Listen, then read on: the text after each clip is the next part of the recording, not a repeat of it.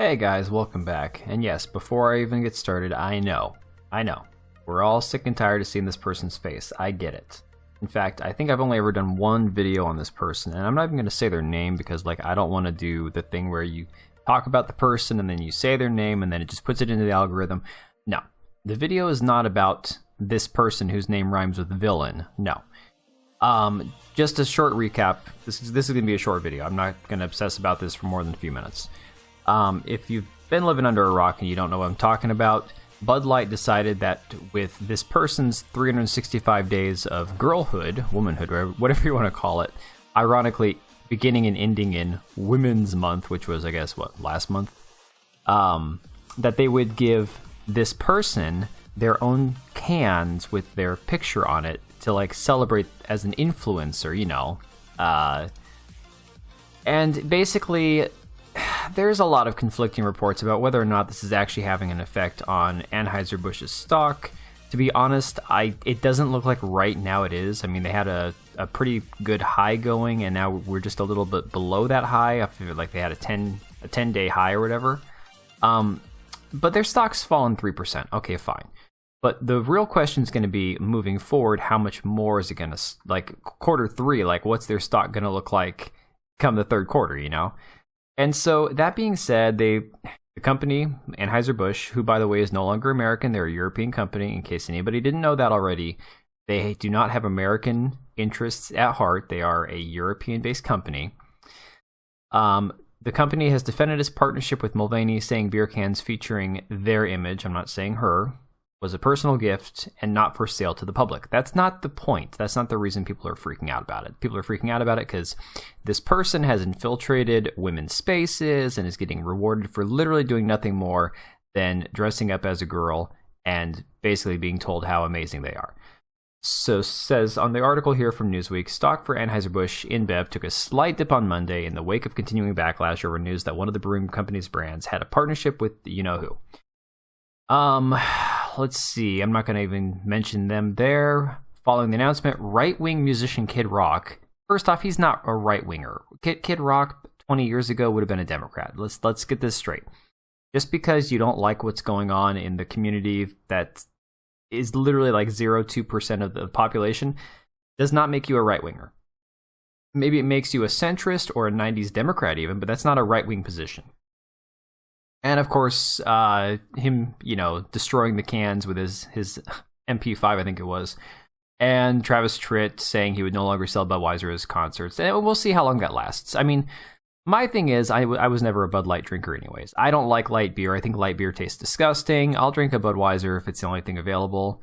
But it's one of those things where it's maybe we'd be better off if we all just stopped drinking Bud Light anyways. Since the public fallout began over Mulvaney's partnership, the social media accounts for Bud Light have not included any posts on the subject, which is true. They have not even updated their posts.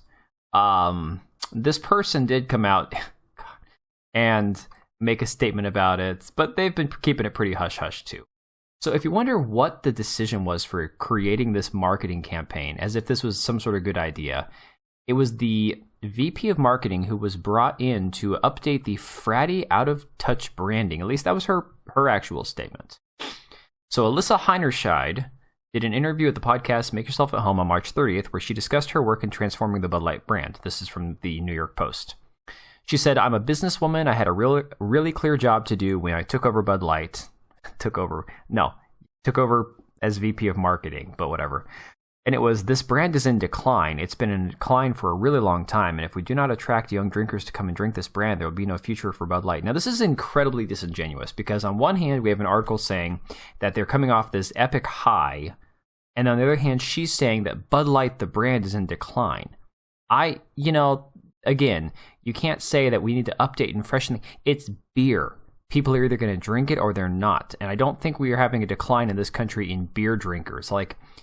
If there's less people buying beer, maybe it's because of inflation and rising costs of living. Maybe it has nothing to do with the branding of the freaking beer. It's beer. Give me a break. Heinerscheid's comments have gone viral days later after Bud Light and its parent company, Anheuser-Busch, received backlash for partnership with transgender, you know who. The beer maker ignited a firestorm earlier this month, blah, blah, blah. We already covered that. After the host asked Heinerscheid about how her background, perspective, and values impacted the Bud Light brand, the Bud Light vice president said, "I'm a businesswoman. I had a really clear job to do when I took over Bud Light, and it was this brand's in decline." Right? She already said that.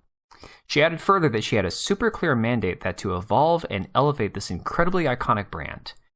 She said that she was brought to the brand, what she brought to the brand was a belief that to evolve and elevate means to incorporate inclusivity. It means shifting the tone. It means having a campaign that's truly inclusive. It feels lighter and brighter and different and appeals to women and to men. My wife is not going to drink beer because of an ad campaign. She doesn't like beer. A woman that's going to drink beer is going to drink beer. So yeah, this is the woman here you can thank for this wonderful freak show that we have here. Heinerscheid suggested that representation is sort of at the heart of evolution. You have got to see people who reflect you in the work. No, it's a can of beer. I don't care who's making it. If I like the beer, I'm going to drink it. If I don't like it, I'm going to get something better. And I hate light beer.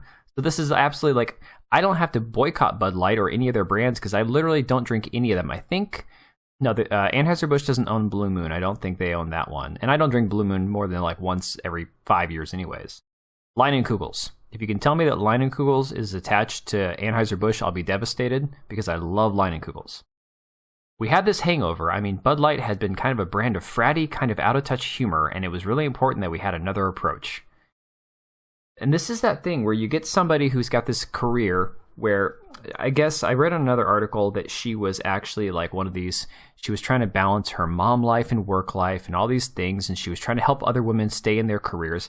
And the thing is, like, I have no problem if you want to have the mom work, fine. If you want to have the dad work, fine. She's got 2 kids, right? But at the end of the day, if somebody has to sacrifice, that's a sacrifice that has to be made. It shouldn't be the situation where she's so dedicated to her job that her kids suffer, you know, and maybe her husband stays at home. I don't know. Maybe she's a single mom and she's got a nanny. Who knows? But she brings all this baggage, all this inclusivity crap, all this DEI junk that we're seeing nowadays. And rather than just selling the freaking beer, we have this controversy instead that on the surface seems kind of silly. Like, my in-laws were telling me, oh, you know, did you see what Kid Rock did? And I'm like, yeah, it doesn't do anything for me. Good for him if he wants to go waste his money on some beer and then blow the hell out of it. It seems kind of silly. Like when Ukraine, the Russian invasion of Ukraine started and everyone in the U.S. was dumping out their Russian vodka. That vodka's already paid for, guys. You can drink it, you can give it away for free, but dumping it out, you've already paid for it. You're literally doing nothing but virtue signaling, which I understand that it requires somebody who's vocal and visible and out there to say, hey guys, we're not going to put up with this crap anymore. So I understand the stance that people like Travis Tritt and Kid Rock and John Rich are all making. My point is that unless the boycott actually turns into something real where it continues, this is just, you know, look, this person's going to go on and have another one of these woke idiots that works for a big corporation that's funded by BlackRock and has an ESG rating and all this other crap. And they're just going to go work for or get a sponsorship with another company. So maybe this will be the one that finally sticks. Who knows? But we're going to have to wait a while. People, if they're going to keep up with this boycott, they're going to have to be willing to do this for the long haul, like months and months, if not like a year. So let me know your thoughts down below. I'll be curious to see how this does shape out, and we will catch you on the next one.